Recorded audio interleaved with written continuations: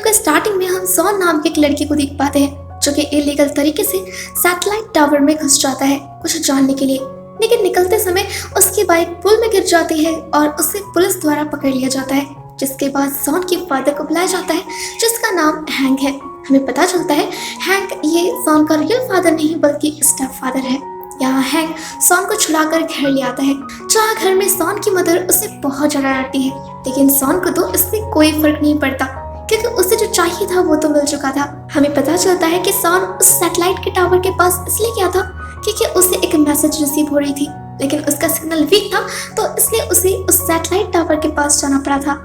और ये मैसेज भेजा गया था उसके दादाजी अलेक्जेंडर के द्वारा, जो कि पिछले 2 साल से मिसिंग है। लेकिन यहाँ सॉन को पक्का यकीन है कि उसके दादाजी बिल्कुल ठीक है और उन्होंने एक मिस्टीरियस आइलैंड खोज लिया है और उसी का पता बताने उन्होंने उसे मैसेज किया है। मैसेज मिल जाने के बाद भी सॉन इसे नहीं पढ़ पा रहा था क्योंकि ये कोड में था और इस कोड को सॉन को पढ़ना आता ही नहीं था। तभी सॉन के रूम में उसका स्टेप फादर हैंक आ जाता है। हम यहाँ देख पाते हैं कि हैंक और सॉन के बीच में कुछ खास बनती नहीं थी। जब हैंक उस कोड को देखता है तो वो सॉन को बताता है कि उसे ऐसे कोड्स को डिकोड करना आता है क्योंकि जब वो नेवी में था तब उसने ऐसे कोड्स को काफी सॉल्व किया हुआ है। यहाँ पर हैंक उस कोड को डिकोड करता है जिससे पता चलता है कि एक मिस्टीरियस आइलैंड सच में एग्जिस्ट करता है और साथ ही वहाँ पर उसका लोकेशन के नाम पर 3 राइटर्स के नाम लिखे गए थे। जब यहाँ पर सॉन इन राइटर्स की किताबें निकालता है जहाँ उन्हें 3 अलग अलग मैप्स मिलते हैं। यहाँ पर हैंक अपने आर्मी के एक्सपीरियंस से इन तीनों मैप्स को मर्ज करता है और लाइट से देखता है, जिसके बाद उन्हें एक अलग ही मैप देखने को मिलता है जिसका नाम था मिस्टीरियस आइलैंड और साथ ही वहाँ पर उसकी लोकेशन भी लिखी हुई थी जो कि पैसिफिक ओशन थी। इस मैप को देखकर सॉन की खुशी का ठिकाना ही नहीं रहता और वो डिसाइड करता है कि वो इस मिस्टीरियस आइलैंड पे जाएगा और अपने दादाजी से मिलेगा। ये सुनकर हैंक सॉन को समझाने की कोशिश करता है कि वो अभी छोटा बच्चा है तो वो ऐसी जगह पर नहीं जाने वाला, पर सॉन किसी का नहीं सुनता और वो जाने की प्रिपरेशन स्टार्ट कर देता है। जिसके बाद हैंक इस बात को सॉन की मदर से डिस्कस करता है और बताता है कि सॉन पलाव जाना चाहता है उस मिस्टीरियस आइलैंड पे और मैं भी उसके साथ जाने वाला हूँ क्योंकि अगर मैं सॉन के साथ जाता हूँ तो मैं ना सिर्फ उसका ख्याल रख सकता हूँ बल्कि साथ रहने के कारण हमारे बीच जो दूरियां है वो भी कम हो जाएंगी। जिसके बाद हैंक और सॉन दोनों ही पलाव पहुंच जाते हैं, लेकिन बहुत ज्यादा पैसे ऑफर करने के बाद भी कोई भी उन्हें उस मिस्टीरियस आइलैंड पर ले जाने को तैयार नहीं था। उनका कहना था कि वहाँ कोई आइलैंड नहीं बल्कि सिर्फ बवंडर है जहाँ जाना मतलब मौत है। पर थैंकफुली तभी उन्हें गुबैटो नाम का एक टूरिस्ट गाइड मिल जाता है जो उन्हें अपने हेलीकॉप्टर से उस आइलैंड पर ले जाने को तैयार था। लेकिन यहाँ दिक्कत ये थी कि गुबैटो का हेलीकॉप्टर बहुत ही खराब हालत में था, तो इस कारण वो दोनों ही उसके हेलीकॉप्टर से जाने से मना कर देते हैं। तभी उसके अंदर से गुबैटो की बेटी कल्याणी आती है जिसे देखकर ही सॉन फिदा हो जाता है और कल्याणी को देखते हुए वो उसके हेलीकॉप्टर से जाने को तैयार था। जिसके बाद वो चारों उसी हेलीकॉप्टर में सवार होकर उस आइलैंड की तरफ निकल जाते हैं। पर आइलैंड के लोकेशन में जाने पर उन्हें वहाँ कोई आइलैंड नहीं बल्कि बहुत सारे बवंडर दिखते हैं। उनकी हेलीकॉप्टर का कंट्रोल उनके हाथों से जा चुका था और उनका हेलीकॉप्टर एक बड़े से बवंडर में फंस जाता है। जिसके बाद वो बवंडर उनके हेलीकॉप्टर को तोड़ फोड़ कर एक जगह पर फेंक देता है। जब उन सभी की आंखें खुलती है तो वो देखते हैं कि वो सच में एक आइलैंड पर थे और उनके सामने था बहुत सारे बवंडर जो कि ऊपर की ओर जा रहे थे।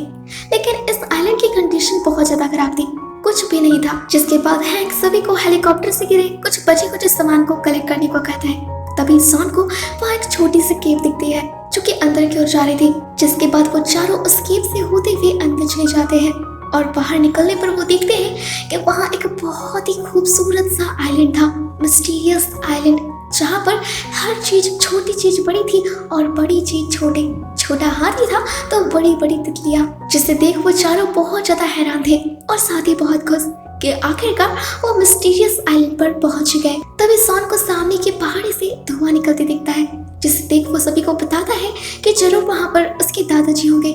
जिसके बाद वो चारों उस पहाड़ी की ओर जाने लगते हैं। वहाँ जाने के रास्ते में उन्हें अजीब तरीके से दिखने वाले पत्थरों को पार करना पड़ता है, पर कुछ समय उन पत्थरों पर चलने पर हैंक को पता चलता है कि ये पत्थर नहीं बल्कि अंडे हैं। ये सारे शॉक्ड हो जाते हैं कि अगर अंडे इतने बड़े हैं तो इसकी माँ कितनी बड़ी होगी।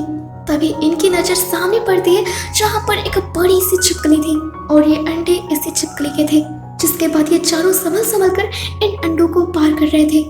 लेकिन कोबैटो जो कि काफी मोटा था वो एक अंडे पर घुस जाता है और उससे आवाज हो जाती है, जिसके कारण वो सोई हुई छिपकली जग जाती है और वो उन चारों पर हमला कर देती है। वो उन्हें खाने के लिए उनका पीछा करने लगती है। ये चारों किसी तरीके से बचते बचाते उस छिपकली से भाग रहे थे, पर एक समय ऐसा आता है कि ये छिपकली उन्हें जस्ट खाने ही वाली थी। पर तभी अचानक लकड़ी के बड़े बड़े टुकड़े उस छिपकली को हिट करने लगते हैं और वो छिपकली गिर जाती है, जिसके कारण ये चारों उस छिपकली से बचकर वहां से निकल जाते हैं।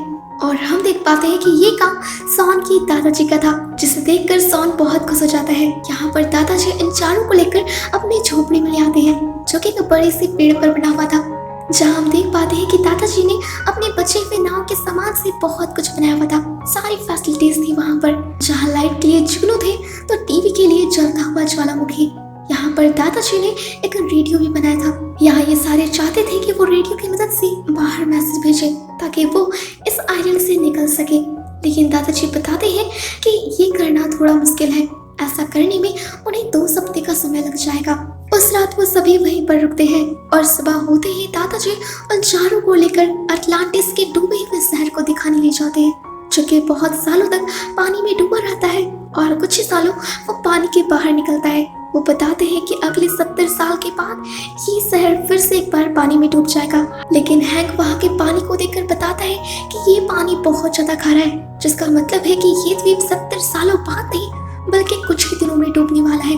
जब दादाजी फिर से एक बार गणना करते हैं तो वो पाते हैं कि हैंक की बात बिल्कुल सही है, यानी यहाँ इनके पास इस द्वीप से निकलने के लिए 2-3 दिन ही है। पर यहाँ इनकी दिक्कत ये थी कि इतने कम समय में वो इस द्वीप से कैसे बाहर निकलेंगे।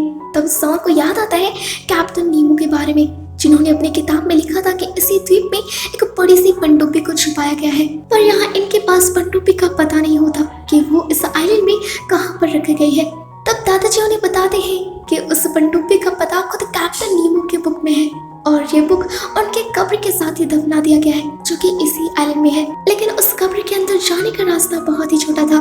तब कल्याणी उसके अंदर जाती है और उसे अंदर कैप्टन नीमो के वो बुक भी मिल जाती है, पर उस किताब के उठाते ही वो पूरी कब्र हिलने लगती है और गिरने लगती है। लेकिन बिल्कुल ठीक समय पर कल्याणी उससे बाहर निकल जाती है और वो बच जाती है। उन्हें किताब के अंदर एक मैप मिलता है जो कि पनडुब्बी का रास्ता बताता है, लेकिन वो यहाँ से काफी दूरी पर था। तो वो डिसाइड करते हैं कि वो सबसे शॉर्टकट रास्ते से जाएंगे और ये रास्ता था इस द्वीप के बीचों बीच से होते हुए।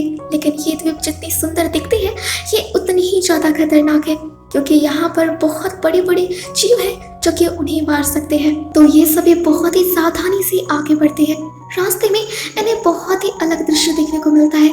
नुकीली पहाड़ियाँ थी तो बहुत ही बड़ी बड़ी चींटियाँ। जब ये सभी एक नदी को पार कर रहे होते हैं तभी वहाँ पर भूकंप के झटके आते हैं और आसमान से सोने की बारिश हो रही थी। ये देखते हैं कि वो ज्वालामुखी वो सोना उगल रहा था, जिसका मतलब बिल्कुल साफ था कि इस ज्वालामुखी के आसपास बहुत सारा सोना है। यहाँ पर सॉन उस सोने की तलाश करना चाहता था, लेकिन हैंक उसे रोकता है ये कहकर कि उनके पास बहुत कम समय है इस द्वीप से निकलने का, और अगर वो यहाँ से ना निकले तो उनकी यहाँ कैप्टन नीमो की तरह ही समाधि बन जाएगी। हैंक की बात मानते हुए वो सारे पनडुब्बी तक पहुँचने के लिए आगे बढ़ने लगते हैं, पर वो देखते हैं कि उनके सामने बहुत ऊंची पहाड़ थी जिसे पार करना नामुमकिन जैसा था। तब दादाजी इसका सॉल्यूशन निकालते हैं और वो एक मधुमक्खी पर बैठ जाते हैं, क्योंकि वहाँ की मधुमक्खियाँ बहुत ही ज्यादा बड़ी साइज में थी।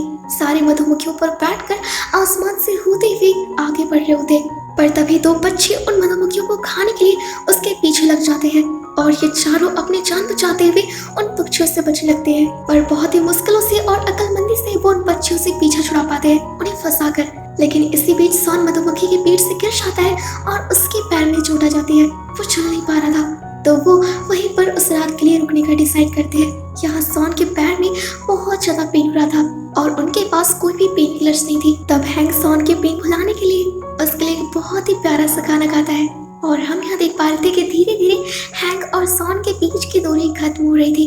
वहीं इधर कल्याणी और उसके पापा कोबैटो पानी लेने आए होते हैं, जहाँ पर कोबैटो अपनी बेटी से पूछता है सॉन से प्यार करने के बारे में, लेकिन कल्याणी बताती है कि उन दोनों का कोई भी मेल नहीं है, क्योंकि वो बहुत ही अमीर है और यहाँ से निकलने के बाद वो एक बहुत ही अच्छे से कॉलेज में एडमिशन ले लेगा और वो उससे पुरानी लाइफ में चली जाएगी। तब उसके पापा से प्रॉमिस करते हैं कि वो भी उसे एक बहुत ही अच्छे कॉलेज में एडमिशन दिलवाएगा। सुबह जब सभी की नींद खुलती है तो वो देखते हैं कि वो जिस जगह पर सोए हुए थे वो जगह पानी से भरता जा रहा था। इस पानी को देखकर हैंक सभी को बताता है कि ये आइलैंड 2 से 3 दिनों में नहीं बल्कि 2 से 3 घंटे में ही डूब जाएगा। पानी का स्तर बहुत तेजी से बढ़ रहा है, तो हमें जितना जल्दी हो सके नॉर्टल्स की पहाड़ी तक पहुंचना होगा जहां पर उस पनडुब्बी को छुपाया गया है। तभी कल्याणी देखती है कि वहां पर उसके पिता नहीं थे। वहां उन्हें ना पाकर कल्याणी समझ जाती है कि उसके पिता जरूर सोने के ज्वालामुखी की तरफ गए होंगे, क्योंकि कल रात ही उन्होंने उससे प्रॉमिस किया था कि वो उसे एक बेहतर जीवन देंगे। तो वो अपने पापा को वापस लाने जाना चाहती थी। यहाँ पर सॉन कल्याणी से कहता है कि वो भी उसके साथ जाएगा। दादाजी सॉन से कहते हैं कि वो कल्याणी के साथ जाएंगे और गोबैटो को लेकर सीधा पनडुब्बी के पास आएंगे और सॉन और हैंक इसी रास्ते को फॉलो करते हुए पनडुब्बी के पास पहुंचेंगे। इधर हम गोबैटो को देखते हैं जैसे कि एक सोने का बड़ा सा पत्थर मिलता है, लेकिन बहुत कोशिश करने के बाद भी वो सोने का एक टुकड़ा भी नहीं तोड़ पाता। तभी वहाँ पर दादाजी और कल्याणी पहुंच जाते हैं। वहाँ कल्याणी अपने पापा को समझाने की कोशिश करती है कि उसे कोई भी सोना नहीं चाहिए, उसके असली सोना उसके पापा है। जिसके बाद वो सब पनडुब्बी के पास जाने लगते हैं। इधर हम हैंक और सॉन को देखते हैं जो कि नॉटल्स की गुफा के पास पहुंच गए थे, पर समुद्र का पानी का स्तर बहुत ही बढ़ चुका था और वो गुफा पूरी तरीके से पानी से ढक चुकी थी। यहाँ पर उनके पास ऑक्सीजन भी नहीं थी कि वो अंदर जा सके। तब हैंक जुगाड़ करके प्लास्टिक के पैकेट से 2 सांसों के लिए ऑक्सीजन को कलेक्ट कर लेता है। जिसके बाद सॉन और हैंक दोनों ही पानी में जम कर जाते हैं।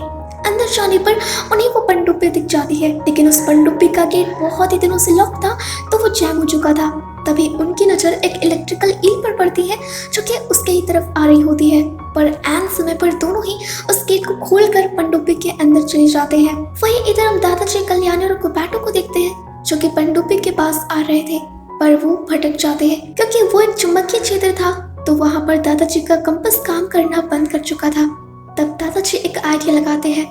उन्हें पता है कि वो गुफा नॉर्थ की तरफ है और जो मकड़ियाँ होती हैं वो हमेशा साउथ में ही अपने जाल को बुनती है, तो वो मकड़ियों के जाल को देखकर उसके विपरीत दिशा में आगे बढ़ना शुरू करते हैं। वहीं इधर हम पनडुब्बी के अंदर देखते हैं जहाँ पर सॉन और हैंक इस पनडुब्बी को स्टार्ट करते हैं, लेकिन कुछ देर बाद ही ये पनडुब्बी बंद पड़ जाती है क्योंकि ये पनडुब्बी 140 साल से बंद पड़ी थी और इसकी सारी बैटरीज डेड हो चुकी थी।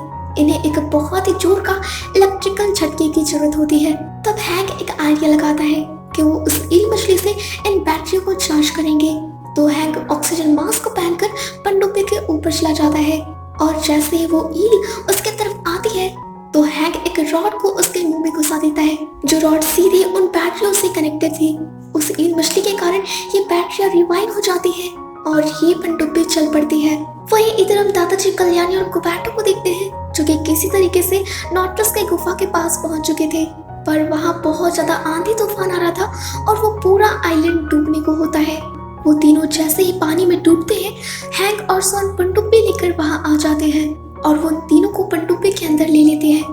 लेकिन अभी भी उनकी मुश्किलें खत्म नहीं हुई थी क्योंकि वो पूरा आइलैंड डूब रहा था, तो बड़े बड़े पत्थर उनकी पनडुब्बी के सामने आ रहे थे। तब हैंक उस पनडुब्बी का कमांड गोबैटो को दे देता है और खुद मिसाइल से सामने आ रहे बड़े बड़े पत्थरों को ब्लास्ट करता है, जिससे उनका रास्ता साफ हो जाता है और वो फाइनली बच जाते हैं। जिसके बाद वो सारे पनडुब्बी से पलाव जाने लगते हैं।